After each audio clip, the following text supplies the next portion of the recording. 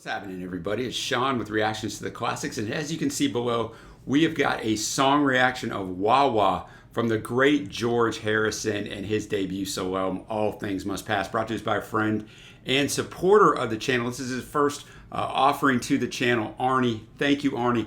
Really appreciate it, man. What a song to come in with. I have heard this song, guys. All my song reactions aren't always first reactions, right? Because that just gets a little disingenuous at times. So I heard this song. We have a two-parter of a proper album review that Trey and I did. It's probably almost 2 years ago at this point for All Things Must Pass. I think it's the best Beatles solo album. I know some of you are going to disagree with Plastic Ono Band or even Band on the Run, but I think this is the one by far. If you don't know the story behind it, George was collecting all these songs because the Beatles kept turning down all these songs. So that's why he was able to come in with just this unbelievable offering. So I've heard this song, but guess what? I reviewed this album, love this album. I've never listened to this album again, right? So I know this song. I don't even remember much about it. But this song is a good one to pull out and individually react to because it has a lot of weight to it. He wrote this song after he walked out of the Let It Be sessions, which at the time of filming this, Peter Jackson's 6-hour documentary is going to come out next month on this whole Get Back sessions and what Let It Be was. So George walks out. He's upset about several things. That's what the lyrics are kind of talking about. Paul's over-assertiveness and criticism of his guitar playing, John's lack of engagement with the process and dismissal of Harrison as a songwriter, and of course Yoko's constant involvement in the band activities. So music critics recognize the song as his statement of personal and artistic freedom from the Beatles. This was recorded shortly after the breakup, and it was the first song recorded for this album. It was also the first song he played live as a solo artist at the concert for Bangladesh. So a lot of gravity to this song. It has Clapton on there, Ringo, Billy Preston, Bobby Keys, and the band Badfinger. So you talk about a superstar lineup. I'm going to have the lyrics up as always. I'll react to it after it's over with. Thanks again, Arnie. Really appreciate it.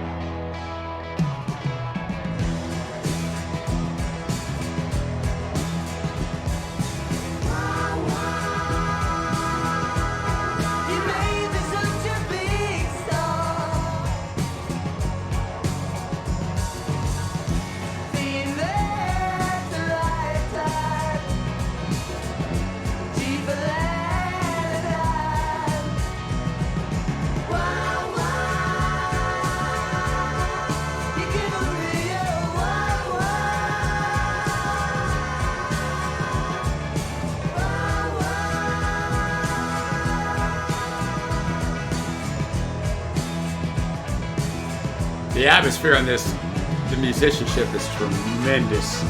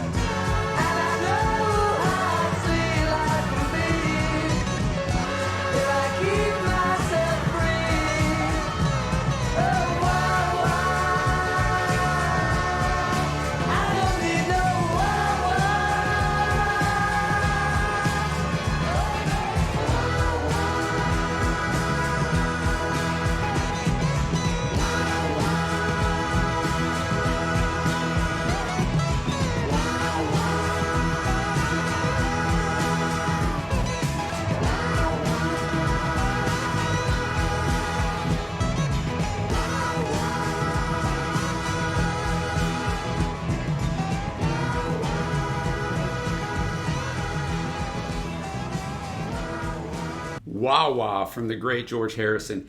I didn't really remember a lot about this song. Some of the other songs off this album have popped up in some of our live streams. This one is not, so I didn't really remember much of anything about this song. I did do some more research here. In his autobiography, George said about this song, the title was a reference to a headache as well as a foot pedal, the wah wah pedal, of course, being a guitar effect that he favored much of the early Get Back sessions when he walked out and then wrote this song. The message of the song, according to George, was, "You're giving me a bloody headache." I'll tell you what, man, the instrumentation, this song is more about, I mean, the lyrics are fire, but there's not a ton of lyrics. It's more about the atmosphere, man, the musicianship on here. The guitar riff between George and Clapton is fantastic. Klaus Vormann on the bass, and then, of course, the great horns, Bobby Keys being one of the main guys on the sax. And it's just so well done. He did not offer this album up, and there's a speculation that once they got towards the end of the Beatles, he got tired of bringing his songs to them. So he was holding them, knowing he was going to make a solo album.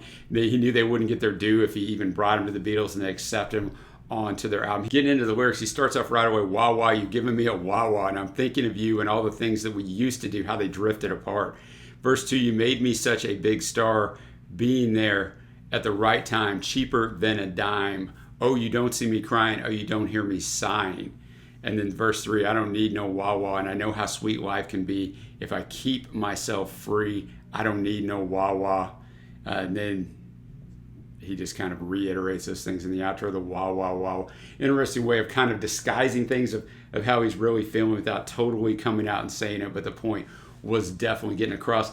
He did mention later on, he just felt like they were such good friends early on that, once people see you a certain way, they can't see you once you've grown. That's problems in a lot of marriages and relationships. Like, we come into something at a certain level, but then we grow beyond that. And George, as a songwriter, obviously, if you've watched the channel, you know how we feel about George's early Beatles songs. Most of them aren't that great. It's not his fault. He's trying to find his way, right? He's trying to write songs and find his way. And boy, he has definitely graduated a PhD level. Oh, by the time All Things Must Pass come, really by the time that Abbey Road comes, right? But he's really up there now. But the other guys, specifically Paul and John, just see him as that guy that they recruited in that didn't really have the songwriting chops, that just kind of play the guitar along to their songs. So I think that's a lot of what this frustration comes from. But thank you, Arnie. What a fire first offering you bring to the channel. Appreciate you. Appreciate all our patrons. They keep this thing going. If you'd like to support us in any way, check out the Patreon link below or the Patreon link on the end screen that's about to hit, where I'll also put up where you can click and watch our track-by-track review of All Things Must Pass if you would like to do so. Until next time, guys, I will see you.